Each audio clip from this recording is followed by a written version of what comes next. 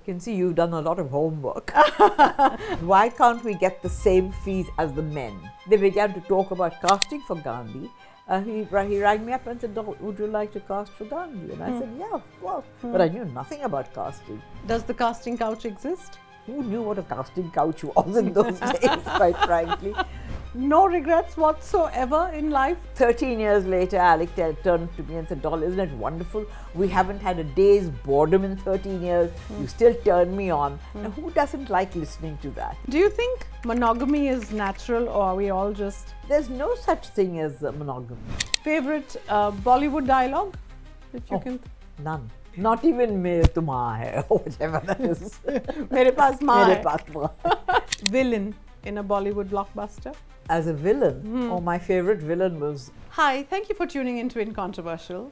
Joining me today is someone who's been an absolute trailblazer, not just in one field, but traversed advertising, theatre, stage, drama, radio, news broadcasting, journalism, and what have not. She's defined and been the voice for eras, from casting for Richard Attenborough's Gandhi to her own memoirs.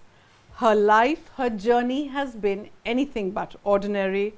Please join me in welcoming the fearless, the bold, the unapologetic, and the very iconic Dolly Thakore.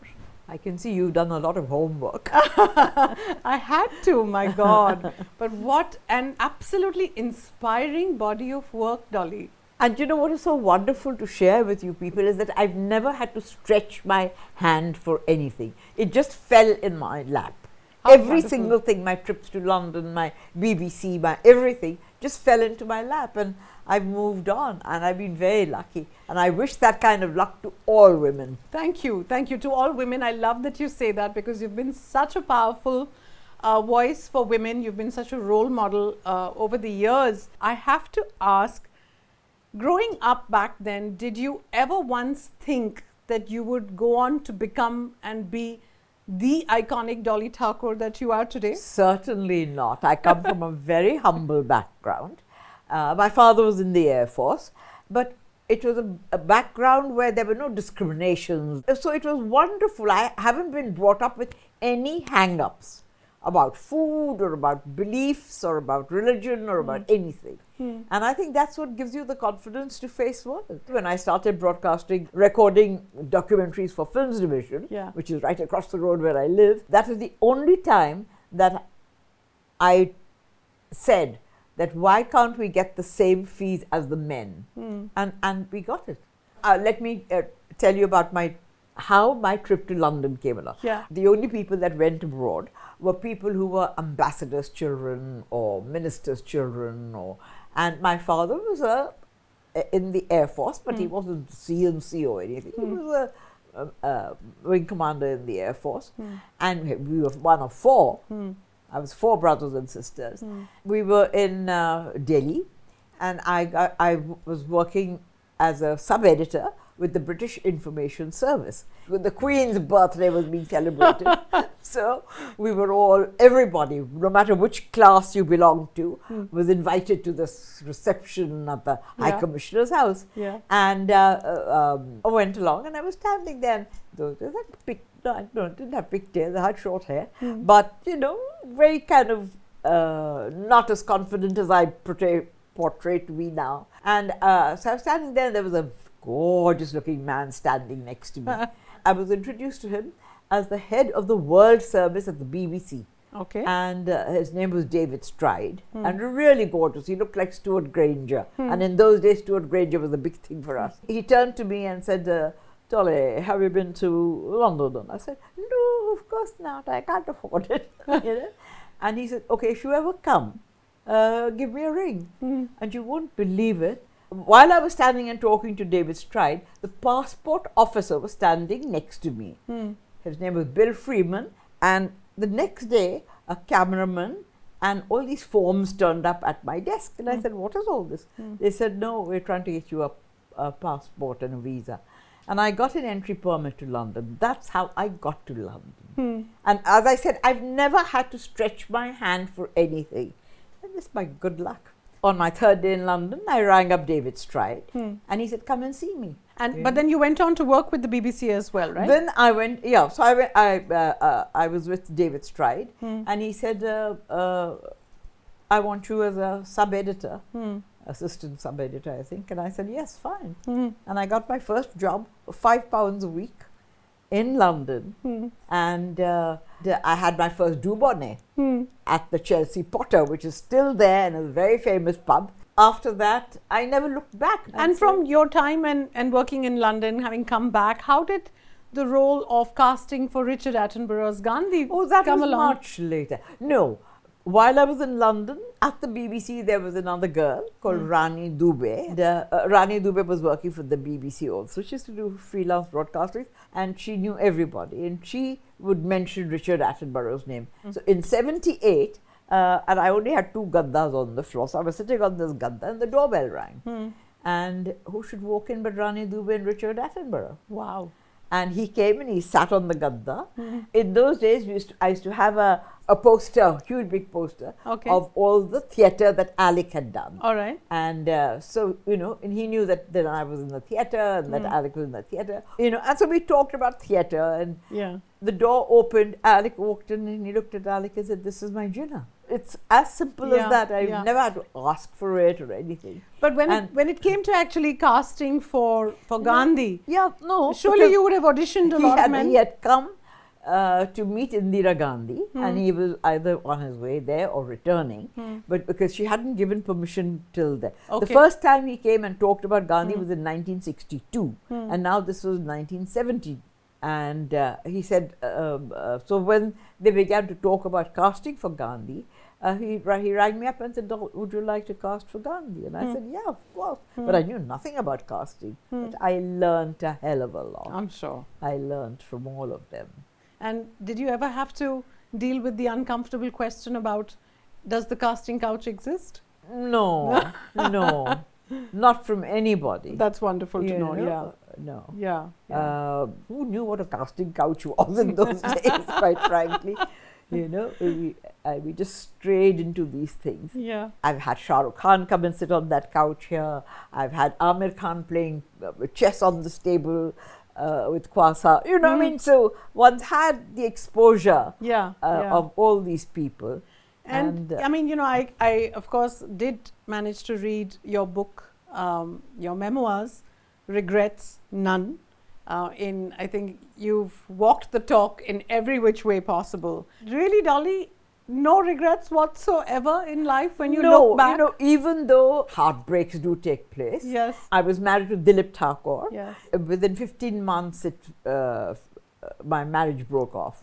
It's because Dilip perhaps was a little insecure. He was a barrister. He was from Lincoln's Inn. We met in London. We were there. But I was already on the cover of Eve's Weekly, on the cover of Femina, and I was being lionized by people in Bombay, advertising and all that. I can sense that sense of insecurity that comes. And as a result of that, they take it out on the person who's closest to you. So he would call me a grinning jackanapes, he would call, and naturally that belittles your own confidence. Yeah. And in the midst of that came this old man, Alec. I'm sorry to call him out there, but he was 13 years older than me. And he would say, "Can I pick you up? Can I drop you?" We were on the same committees for the advertising lunch committee, I think. So, and you loved that attention. Not that you fell in love immediately, but just the attention that you got makes you feel so good. And I was then included with all the seniors because he was very senior in advertising. I had just joined advertising. I knew nothing about advertising. I got on pretty well with people, and I had a wonderful time. That's why I have no regrets at all about my life. But then when Alec left, of course there was sorrow, because 13 years later, Alec turned to me and said, "Dolly, isn't it wonderful? We haven't had a day's boredom in 13 years. You still turn me on." Now, who doesn't like listening to that? Yeah. And that was it. Let me go back a little. We had 2 shows of Death of a Salesman at the Prithvi Theatre. We came home at about 1 o'clock, and I said to Alec, "I don't have any columns to write. I haven't got any news assignments." But Alec had taken a property in Alibag, and which was only barren land, but we had to Build make on it it. livable. Yeah. So I said, I'll go to Alibag, because over there I was TV wali bai, and they'd all run around, and all the plumbers and gardeners, they'd come around. So I said, I'll go and get that done. So he said, okay. And I came back a week later. His car was downstairs, and I said, how lovely, of course I will get to meet his father. I opened the door, walked in, and the walls were bare. He'd taken everything and gone. So you can imagine what a shock that was. Yeah. And of course it brought tears and it brought heartbreak. But I've recovered from all that. I mean, and from all of that and so much more in how beautifully you've written about it in your book. But how easy or tough was it to sort of pen down your memoirs and, sort of talk about such personal things? I started to write it in 82 itself, and I've still got that little notebook. Those were just scratches of memories. And then I abandoned it. And then many years later, about 5 years later, Kwasar said to me, Mama, why don't you write your memoirs? And so he got his friend Arya Lahiri to take down what I was saying. And that's how it started. Yeah. I have my own copy, and I'm going to get you to sign it at the end of our chat. Oh, but I'd love to. You mentioned being married to Dolly Thakore back then, and you also talk about it being an open marriage, and that you had a contract, around the table. Now, see, these are all intellectual ideas that were put into me by the people I kept company with. Yeah. I never had any idea about open marriage and things like that. I mean, Dilip had. Path breaking back then, as it is even perhaps now, scandalous back then, as it is even now. What did it really mean to be in an open marriage then? That we couldn't have holidays together. I couldn't open his mail. We had independent friends. And it didn't matter to me. All that, that was a very comfortable way of life. Yeah. And but obviously it meant a little more to him than it did to me. Because it does make you feel a little less. And in the midst of that, when you start getting attention from somebody as senior as Alec, and then he was already established in the theatre and advertising and the lot, you automatically begin to sway towards that, your affections and things. And that's how it worked, and that's how it evolved. Yeah. Do you think monogamy is natural, or are we all just I don't think there's anything called monogamy. Because really, when you look around today and you see what is happening around you with the young people, with the old people, there's no such thing as monogamy. They So might it's just pretend, a social even the rule. older ones might pretend, but they've all had affairs, they've all had partners, they've all had, distractions and things. Does that take away from the sanctity of the institution of marriage then? Well, it has preserved and persevered in a number of cases. Yeah. So obviously it doesn't. Yeah. But the kind of distraction it gives you, after a certain age, you don't want that same kind of attention. Yeah. You're not wanting to spend all your time with them. Yeah. But they are there, and it's very nice to have a companion who's paying for you, who's looking after you, And I didn't have those advantages because I paid for everything myself. Firstly, it was on Dilip's insistence that we share everything. Yeah. So we shared electricity bill, gas bill, whatever, and the rent. And then when Alec came on, because I was not married to Alec, I didn't want to be a mistress. Yeah. So I said, no, I will pay half of everything, which I did. But there were certain advantages certainly being with Alec, because I never had a telephone, and suddenly 2 telephones arrived in the house. I didn't have a car. Alec had a car and a driver. So certain advantages there were there, you've been such an unapologetic woman and such a strong voice yourself. Do you think somewhere in your subconscious there was a role model that perhaps was sort of that you were unknowingly following, and who was that? Look, if it was, I've been till the age of 6, I was brought up by my grandparents and my aunt, my Masi, who was unmarried, and she was a teacher, and she was a teacher at a convent of Jesus and Mary, Delhi. So, and she was idolized by the students, and she was a Hindi teacher. Okay. That was something that everyone was embarrassed about in those days, to say my aunt is a Hindi teacher. But she was such a survivor, and she was so good, and she was loved by all, that she was a terrific example for me. And my grandmother was a nurse. Yeah. In fact, I didn't have a warm relationship or an intimate relationship with my mother. Not that I had that with my aunt either, but they were the ones that I looked up to and I revered. you Yeah, know? yeah. So, If you had to give an advice to young women today, whether on life or marriage or I say relationships, go ahead and do what you want.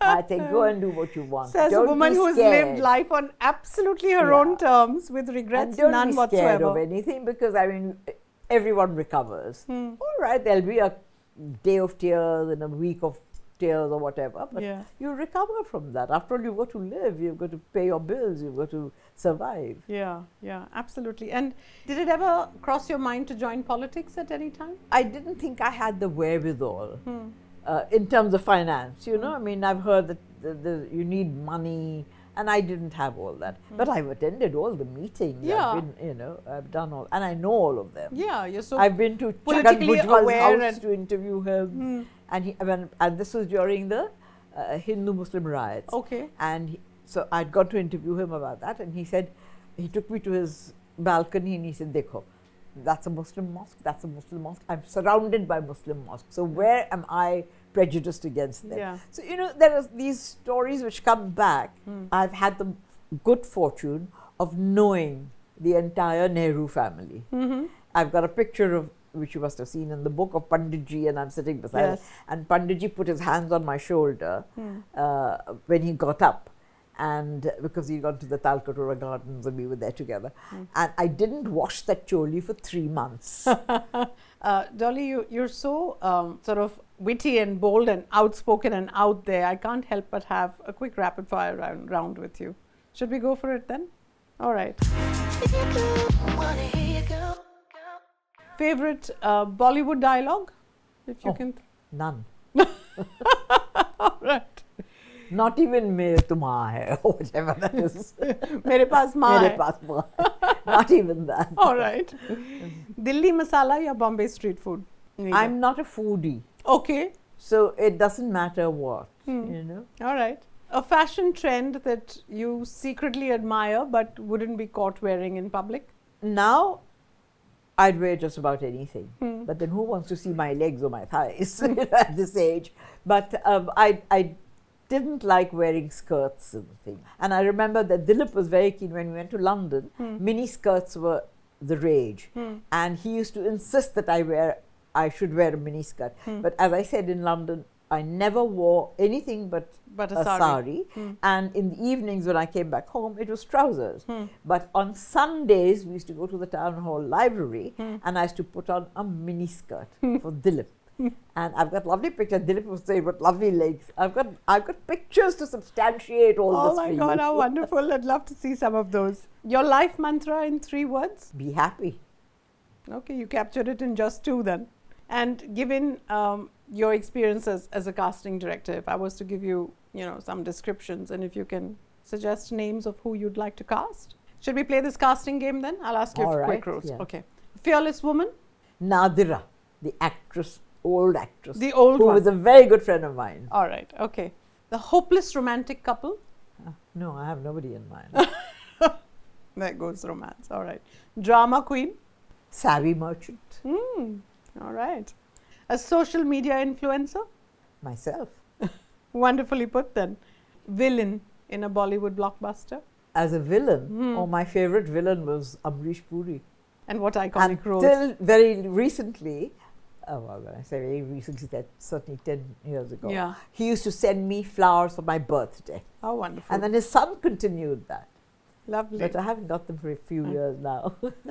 Thank you so much, Dolly. This has been wonderful. Thank you. I hope I haven't bored anybody. No, not at all. I think if at all you've I really don't see shown us, smiles from these people.